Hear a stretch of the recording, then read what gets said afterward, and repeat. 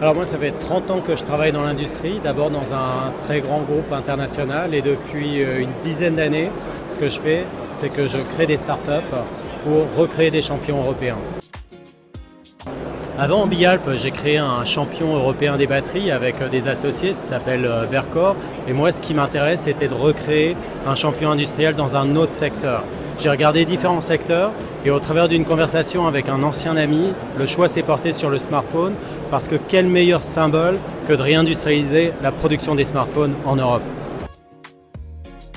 Alors je suis cofondateur et CEO de Bialp. Ma principale occupation, c'est l'engagement des parties prenantes et notamment dans un contexte de partenariat et de levée de fonds.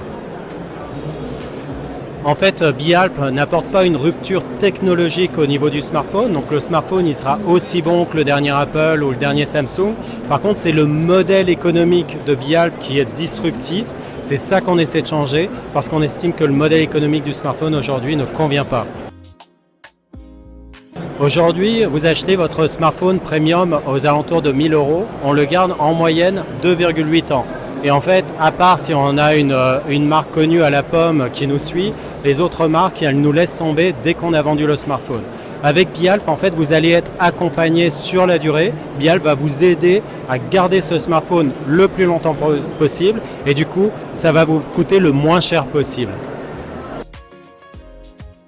Alors les valeurs sont portées par le nom Bialp. Dans Bialp, vous avez l'abeille qui représente le travail collectif au service de la planète. Et au niveau des Alpes, c'est vraiment ce massif qui nous relie en Europe. C'est aussi l'ambition du projet. Dans le logo de Bialp, vous trouvez la ligne circulaire qui représente l'abeille et la montagne. Et en fait, c'est la circularité, c'est l'infini. Alors, au départ, on a créé Bialp comme une société à mission et notre objectif ultime, c'est de rapatrier un écosystème du smartphone en Europe. Donc ça, c'est des aspects de réindustrialisation.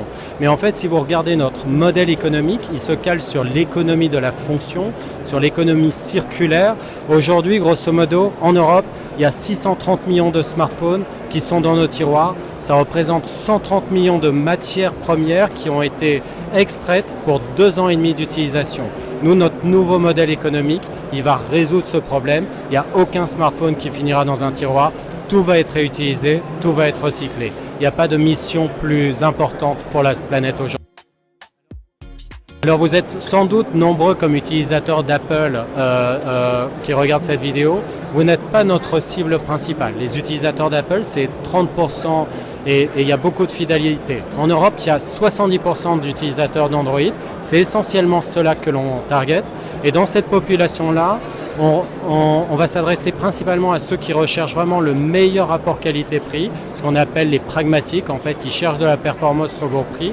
Et on va chercher aussi les conscients, c'est les personnes qui achètent déjà sur Vinted, qui louent leur voiture plutôt que de l'acheter et qui sont vraiment attirés par le concept de circularité. Alors, plusieurs choses en fait. Déjà au niveau du village, il y a tout un écosystème de startups qui sont hébergés. C'est au sein du Crédit Agricole qui a vraiment un reach incroyable, qui nous met en relation avec des gens qui sont à Hong Kong ou en Chine. Et il y a aussi un accompagnement qui est plus au quotidien, du coaching, un board éphémère, avec vraiment une forte valeur ajoutée qui pour nous, qui mettons sur le marché un produit grand public, ça fait en fait un sparring partner qui est vraiment très intéressant.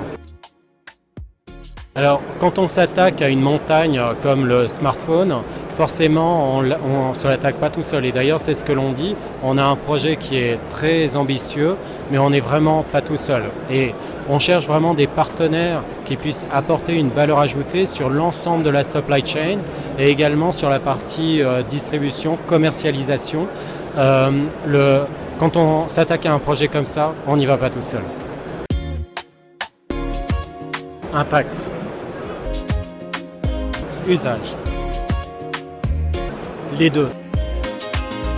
La responsabilité avant tout. International. Réparer. Éco-conception. Simplicité. Vision long terme. Définitivement en équipe. Alors ce qui est amusant, pour Bialp, c'est que c'est parti de l'idée de 3 personnes qui ont fait une école de commerce, qui se sont rencontrées en 1990. Donc ça fait longtemps, ils sont sortis de l'école de commerce en 1994. On a tous les 3 fait nos parcours, on a tous les 3 eu des carrières assez différentes. Et voilà, plus de 30 ans plus tard, on se retrouve pour créer ensemble Bialp. On est sur un projet qui est vraiment B2C avec un marché du smartphone qui est très mature. Et en fait, on doit pouvoir prouver, avant de trouver des investissements, qu'on va savoir vendre notre smartphone. Et ça, c'est pas évident de prendre une place face à des concurrents, des géants comme Apple et Samsung. Sur les projets à impact, je vois beaucoup de jeunes qui cherchent à avoir la meilleure solution et la meilleure technologie, mais qui s'adressent à des niches de marché. Et moi, ce que je dis souvent, c'est que quand on vise une niche, on a tendance à y rester. Pour avoir de l'impact, il faut pouvoir s'adresser au plus grand nombre, et peut-être que la solution, elle est moins bonne au départ d'un point de vue impact, mais si elle s'adresse à énormément de gens, c'est comme ça qu'on va avoir de l'impact. Donc, au niveau des ambitions, ne réfléchissez pas à 10 millions ou 50 millions, réfléchissez à 500 millions ou à 5 milliards de chiffre d'affaires.